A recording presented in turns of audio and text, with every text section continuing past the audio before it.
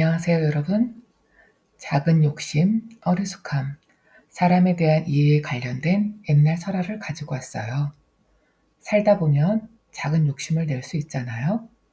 이런 욕심으로 인해 벌어진 공경 속에서도 그런 상황을 이해하는 이가 있어 따뜻하게 마무리되기도 하고요.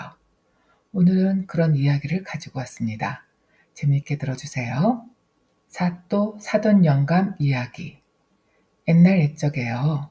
어느 고을에 사또가 살고 있었답니다. 어느 날 사또가 아들을 데리고 사냥을 나갔어요. 산을 한참 헤매다 보니 아들이 그러는 거예요. 아버지, 목이 너무 마릅니다. 그래서 물을 찾아 들어갔는데요. 거기에 아주 조그마한 오목살이 하나가 있더랍니다. 아들이 그 집에 가서 물 한 그릇만 달라고 하니까 문을 열고 나온 사람이 머리를 엉덩이까지 길게 따은 아주 고운 처녀였대요. 아무 말 없이 물을 떠다 주는데 아들이 그 물을 마시고는 마음까지 같이 홀딱 넘어가 버린 거지요. 그날 이후로 그 처녀 생각만 나서 결국 사또한테 말합니다. 아버지, 저 여자랑 결혼하겠습니다. 사또가 가만히 있겠어요? 산속에서 풀 캐먹고 사는 집안 여자랑은 절대 안 된다. 그런데 아들이 끝까지 고집을 부려요. 그래서 사또가 결국 에이, 네 팔자다 하고 허락을 해줍니다. 결혼을 하고 보니 산속 오막살이에서 풀 캐먹고 칡뿌리 캐먹고 사는 신세예요. 옷이 있겠어요? 살림이 있겠어요?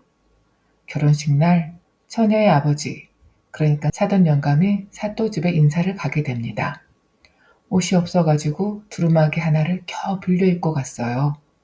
사또 집에 가보니까요. 집은 으리으리하지, 상은 번듯하지. 그런데 술잔이요. 놋잔이 반짝반짝한 게 얼마나 좋아 보이던지.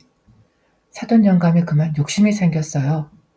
세상에 저런 잔도 있구나. 그래서 그만 놋잔 하나를 슬쩍 갓속에 넣어버렸어요. 술상이 끝나고 하인들이 난리가 났습니다. 놋잔이 없어졌습니다. 그런데 아무도 사돈을 의심하진 않았어요.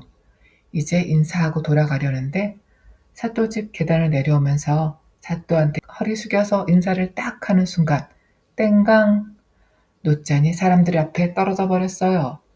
그야말로 큰 망신이죠. 그때 새 며느리가 딱 나서서 말합니다.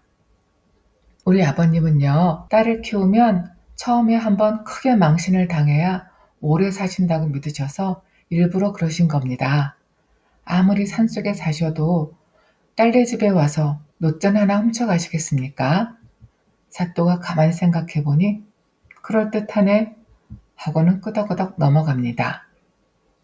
몇 년 뒤 사돈 영감이 또 딸이 보고 싶어 찾아옵니다. 이번에도 옷은 남루하고 속옷도 제대로 없던 시절이고 몸에는 이가 가득했어요. 비단 이불이 깔린 방에서 자게 되었는데 이가 이불로 옮겨갈까봐 두루마기만 걸어두고 바지 저고리는 사랑방 뒤에 내놨습니다. 그런데 밤중에 하인들이 나와보니까 남루한 옷에 이가 기어다녀요. 동냥꾼 옷이다 하고는 부르질러 태워버렸어요. 아침이 되니 남은 건 두루마기 하나. 알몸에 두루마기만 두르고 돌아가려는데 계단을 내려갈 수가 있나요? 펄럭펄럭해서. 토끼처럼 뛰다가 그만 넘어지고 말았어요. 또 한 번 대망신. 또 새 며느리가 나섭니다. 우리 아버님은 딸네 집에 와서 2번 망신을 당해야 수명이 길어집니다. 세상에 어떤 아버지가 일부러 이러겠습니까? 사또는 또 고개를 끄덕입니다. 또 몇 년이 흘러 사돈 영감이 3번째로 딸네 집에 옵니다. 이번에는 얌전하게 차려입고요. 사또 집에서 잣죽을 끓여 대접했어요. 사돈 영감은 밥다운 밥은 고사하고 평생 죽만 먹고 살아왔는데 잘 사는 사돈 집에서도 죽을 먹는구나 했죠. 그런데 이 잣죽은 처음이었어요.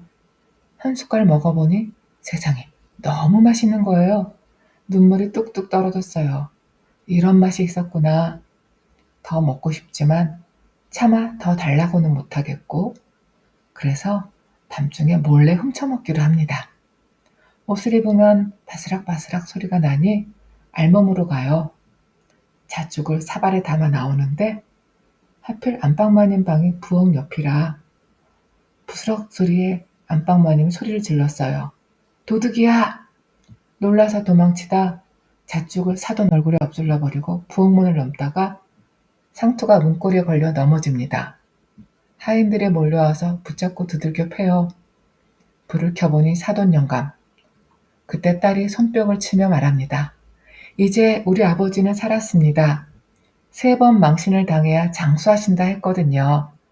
아무리 가난해도 사돈네 집에 와서 일부러 이러겠습니까?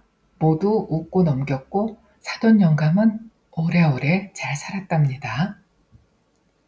풀 캐먹고 칡뿌리 먹고 같이 살았던 아버지. 옷 한 벌 살림살이 하나 제대로 없는 집안. 그 아버지의 상황을 알기에 딸은 아버지 편이 들 수밖에 없었고 지혜로운 대처로 공경을 면할 수 있었죠.